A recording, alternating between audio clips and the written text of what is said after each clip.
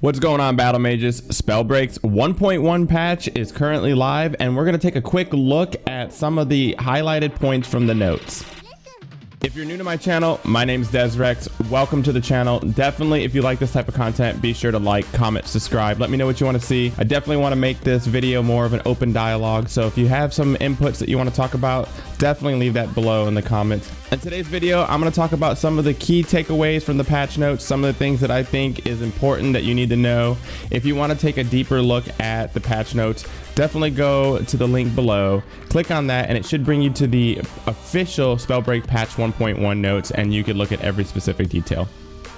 All right, let's start off with gameplay. The lightning bolt spell recovery animation can now be interrupted by casting a sorcery. Fix an edge case where reviving or exiling someone could be canceled in order to get a faster spell firing. Fixed an issue that caused projectiles to sometimes not register damage even though they hit. This was a big problem because a lot of times you would think you hit someone with a snipe or you hit someone with a lightning bolt and it wouldn't hit. It was a desync issue. I'm glad they fixed this. Next up is aim assist. This was a big topic of conversation since the launch of Spellbreak. I'm glad this was in one of the very first patches and they didn't wait too long to start taking care of this. Aim assist, they smooth out the difference in aim assist strength between different frame rates. This is the result in more consistent behavior for all players and eliminates advantages that came with very high frame rate. And what that's really talking about is players would use their controller on a PC running something above 120 frames per second. This aim assist wasn't really too strong if you were looking at console players. This is more geared towards, again, players that were playing with the controller on PC. Fixed an exploit where aim assist could be much stronger than intended under certain combinations of distance to target and input sensitivity. This meant it was very possible for players under certain circumstances to make their spells incredibly easy to hit. This was mostly clearly seen with the Lightning Gauntlet on PC. Adjusted aim assist values for various console platforms. Aim assist now decreases over distance. Default look dead zone setting on Switch is now 0%. This is generally what you want because dead zone's handled by the operating system itself. Over to miscellaneous patches. Enabled some extra anti-cheat mechanisms. That's just a plus. If you're cheating, bad on you, don't do that.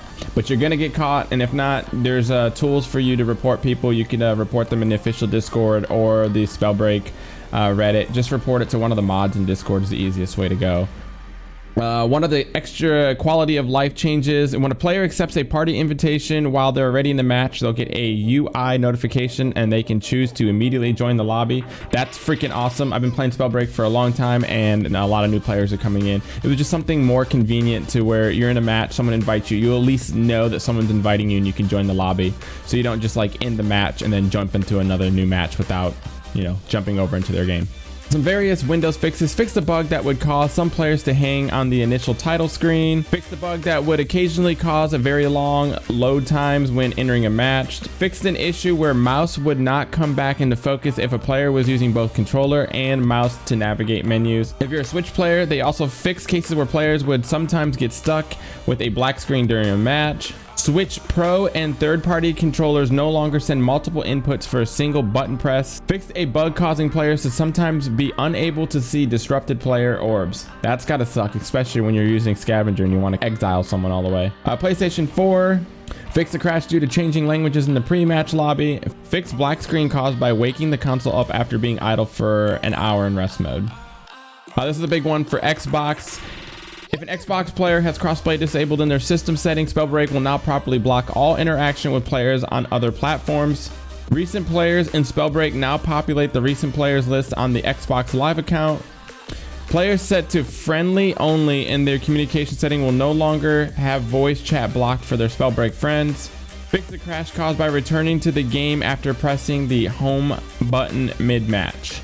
All right, going into all platforms, there's definitely a lot of things that they fixed in here. I'm just gonna highlight again some of the things that pop out to me when I was reading the patch notes. Fixed a netcode issue that resulted in all other characters appearing to stutter, jitter, or otherwise not update to full frame rate. Note, this also caused weird aiming offsets that were reported where it felt like your aim was off. Due to this, your muscle memory with different spells may be affected. All right, this is a big one that I'm glad they fixed. Players should be able to interact with things after being interrupted while aiming a rune or sorcery. For those of you that had this happen to them, you know how frustrating this is, especially mid-match or close to the end, where you need to pick up potions or you need to revive a teammate. All right, here's a big one. I thought this was taken out of the game, but apparently it was just bugged. Fixed missing hit sound effect when your damage is buffed. So what this is talking about, if you use focused mana and you hit somebody with 80% or more mana, you would get a damage buff, but it used to make a sound so you know you actually hit someone with increased damage, but after launch it wasn't doing this. So I'm glad that they fixed this, and now you know when you do extra damage to someone.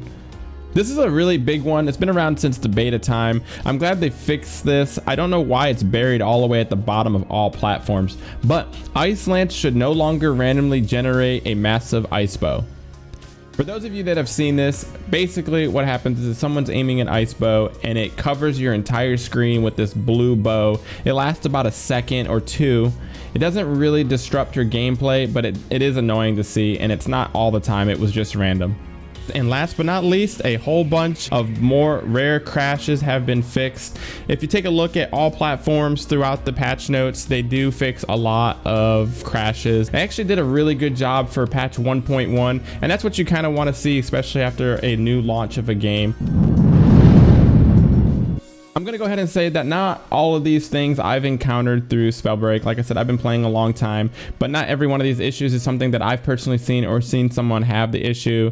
But like I said, they did a really good job. This is patch 1.1 right after the launch, and it looks like they're trying to pave the way for patch 1.2, which is falling in line with Spellbreak's roadmap, which you can find on their official Reddit, and I'll also have a link below. But they're doing a really good job. Patch 1.1 is really paving the way, and I look forward to seeing patch 1.2. If there's something I missed in these patch notes, please let me know. If there's something you'd like me to talk about a little bit more specifically, definitely come on by my Twitch. I'm streaming usually throughout the week. You can find me at Desrex_TV. But for now, I'll catch you guys in the HoloLand. So see ya.